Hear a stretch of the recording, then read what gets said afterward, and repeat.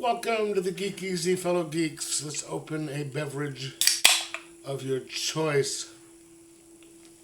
Because today we are doing another episode of Frightful Fridays, in which I will be reviewing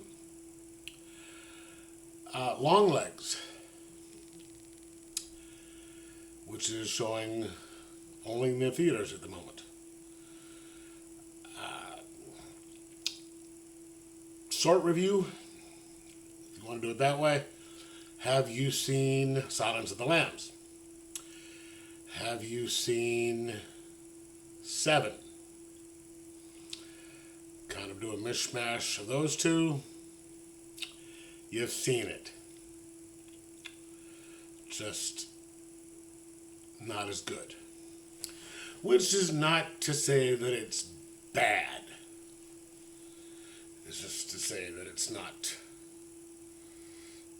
the classics that are Silence of the Lambs and Seven. The story is you have a young woman by the name of Lee Harper. She is an FBI agent. Southern accent. Gee, where have I seen that character before? She is very socially awkward and kind of an introvert.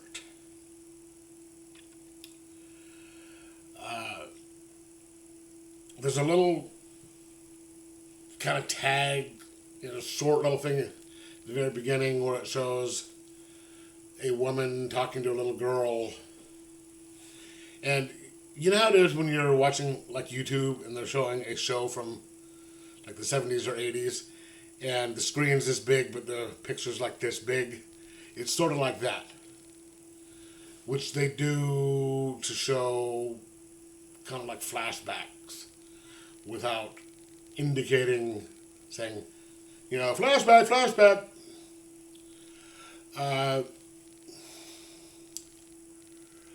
Then you get to a briefing in which they're saying, okay, well, there's this set of murders.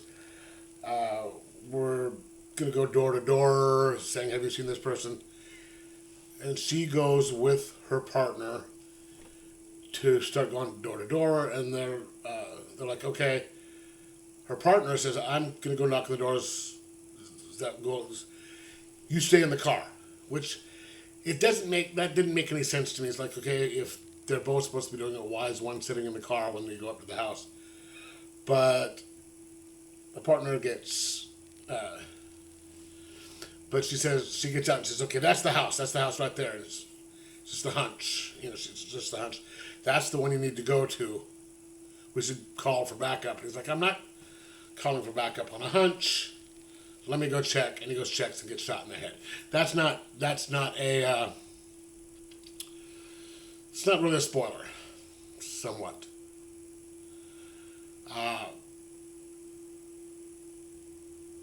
Because it does set something in that she gets tested for something. You find out that she's supposedly like sort of psychic, which really doesn't really bring up much. Didn't seem to have much bearing later on in the story. But then she gets brought in by kind of a higher up to be his partner because of her testing scores on a series of murders over the years.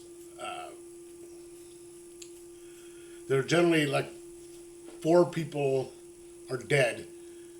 Like this one family is 4 people are dead. The 2 kids, the wife murdered, husband committed suicide, but they're being ruled as murders. It's like no one was in the house other than them. But, they're saying it's murders. They're getting letters from someone by the name of Longlegs. They're like cryptic messages and where you have to do a code and stuff. And he's saying, okay, we need some help because there's been like these 10 of them. And that's the investigation they're doing. And oh, and by the way, new shirt that I got. Throw that just don't know it from the Crow. Got that yesterday. Uh, so I saw the previews for it. They had this really kind of a cool marketing campaign where they didn't give much of the plot out. They're trying to make it seem all spooky and is saying yes, it is a mystery horror, and people are saying, oh, it's the spookiest movie I've ever seen,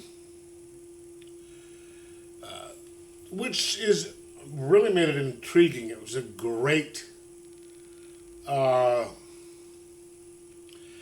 campaign, because a lot of ads that give away a lot in the movie, like say Abigail, great movie, but they gave away the big twist that Abigail was a vampire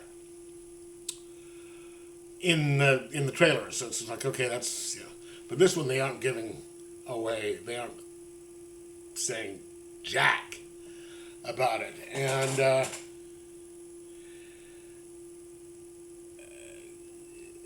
I kept expecting it to get more and more suspenseful as it went.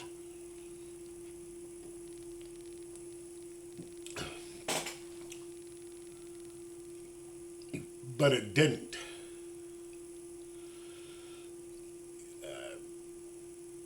With Silence of the Lambs, with Seven, it seemed like there was more stakes involved. In Silence of the Lambs, she was engaging with Hannibal Lecter this whole time. So there was that, playing, there's, off of each other thing. And in Seven, you don't find out who the bad guy is until the end. And then there's a really big kind of thing at the end. This one is, you find out who it is. We find out who it is, earlier on, but she doesn't until near the end. But they don't really interact until the very end, and when it should be a big suspenseful thing, but it's just not. It's definitely not the most spooky or scary movie I've seen. It was entertaining. Blair Underwood did a good job as the senior agent, the one that sort of takes her under his wing. It's nice to see him in a movie. He hasn't done anything in ages. Nicolas Cage is in there, and he plays Longlegs. He plays the bad guy, which is a sort of a typical weird Nicolas Cage role. So it's Nicolas Cage being Nicolas Cage, being over the top. So that's no surprise there. But I've seen better suspenseful horror movies, even recently, with like Midnight with the Devil, Abigail, things like that.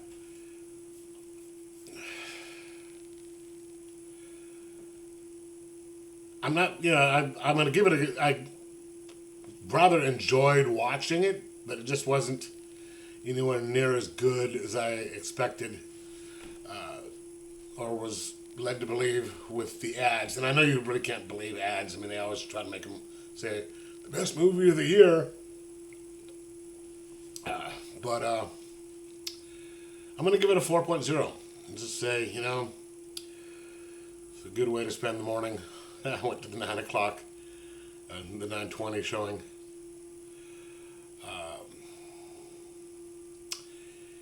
Yeah, I mean, if you've seen, like I said, if you've seen Silence of the Lambs, if you've seen Seven, you've seen a better version of this movie, but still doesn't mean not to go see it. So yeah, I mean, 4.0. Let me know in the comments below what you thought of it. Like, subscribe, most of all, enjoy your horror movies.